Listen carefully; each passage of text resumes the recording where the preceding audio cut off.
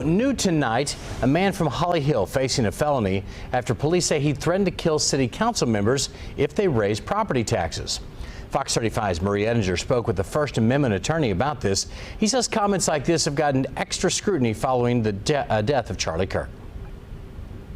The Holly Hill Police Department came knocking after they say Rod Westfall responded to a Facebook post about a Holly Hill Commission meeting to raise property taxes, saying, "If they ever jack up my property taxes like that, I will personally march down there and gun them all down where they stand." And I have a whole neighborhood of people feeling the same way.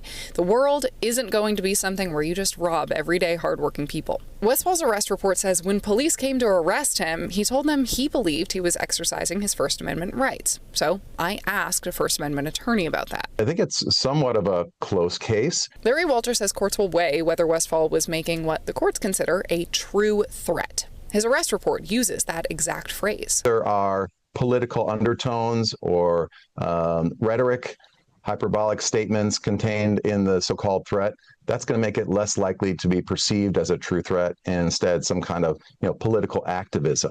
Holly Hill Police declined to interview, directing us instead to a statement they made on social media, which says this conduct is dangerous, unacceptable, and cannot be allowed to become normal. Threats of violence online or in person create real risk to individuals and our community. How often are we seeing people hauled out in handcuffs for making a threat online? Well, it's historically not very common.